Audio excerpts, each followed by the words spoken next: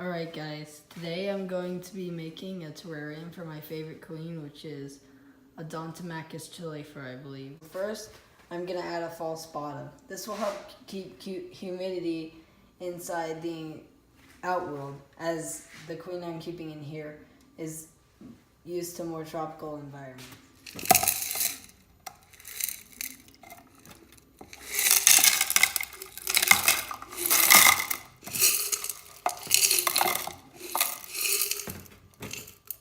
Alright, I went and rinsed that out, and now we're on to the next step, which is adding the soil. I'm going to add soil to this vivarium slash outworld for the odontomachus queen, so that she feels more at home when she's foraging. Now that's done, there isn't really much special I do with soil, just pat it down a little bit, just so that the ants don't burrow into it as much. Now that I'm done, I'm going to add the plants. So I have a variety of plants. I'm not sure if I'm going to put all of them in here, but I have a ton of mosses, tropical mosses, which do good in a vivarium like this, but they're kind of dry, so they will perk back up, but I'm going to pick my favorite moss and put it in there. I also have baby tears, which are a really good carpeting plant, and they cover a wide radius, and they'll keep expanding larger and eventually cover up the whole terrarium. As well as that, I have Java ferns, which will probably be the first plant to go in. If not, the carpet of baby tears will probably go in first. So let me pick out my plants, and then I'll tell you what I decided to keep in the outworld. Here are the mosses I've selected for the outworld. This is a kind of viney moss that is super unique looking. It looks like this. I have an excess of this, so I'm definitely at least going to use some of it. Here's some rock moss. It makes a carpet, which should be good, especially in a terrarium because they look good. Then I have this viney moss, which grows great vertically, but it also does well horizontally. And then I have this little tiny branching star moss, and then a little bit larger version of this, which are both really green, so they should perk up in the outworld if I give it ample light.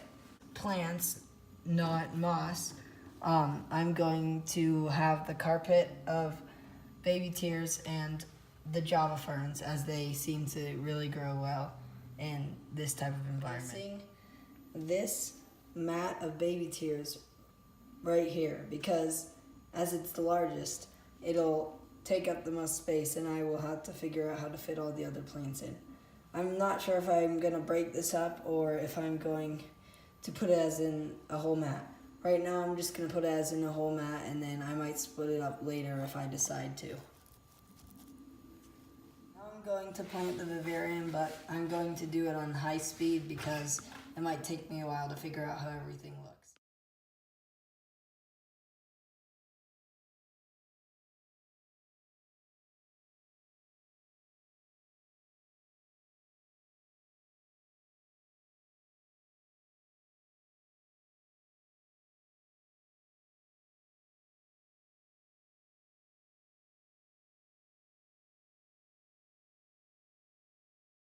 Although not complete, here is the progress so far.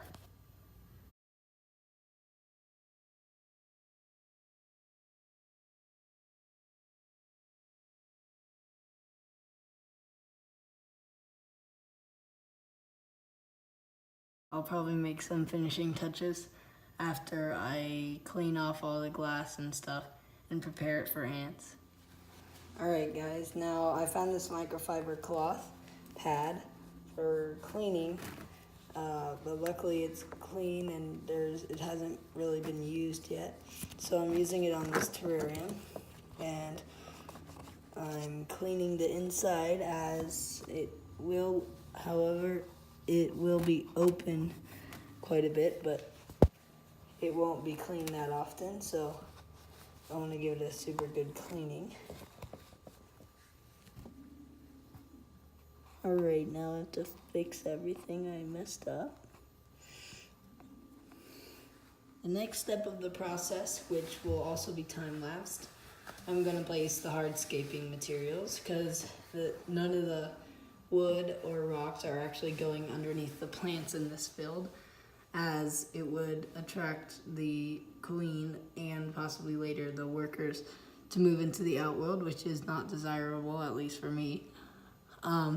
I'm going to add the rocks and possibly some wood, as in twigs and snapped off pieces of branches, to the top now.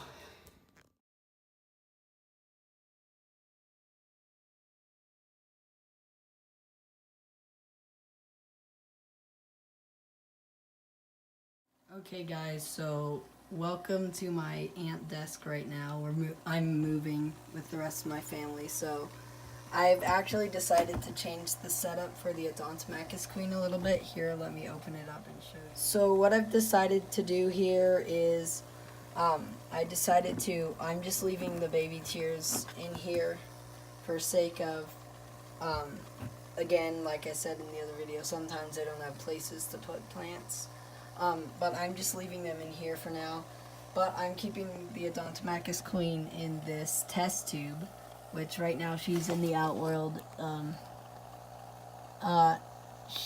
because she was digging into the soil, and I didn't want her to drown because of the way I made the setup, and I also wanted to be able to view her in case anything goes wrong. But, so I actually decided to scrap this whole project and use the plants for other terrariums and vivariums. Mostly the isopod terrarium, which I turned into a pitcher plant terrarium, and a tropical terrarium, which I actually think looks pretty nice. So, but I ended up using the plants from this outworld because it didn't get enough light and you couldn't really see it very well in those two projects, and then the rest just went into my holding thing where I put my excess mosses and ferns and stuff like that, and there's actually a baby bromeliad in there. But that's what ended up happening with the outworld that I made, so I actually decided to scrap the project. It was a cool idea, but you couldn't really see it that well, so I just changed the whole setup.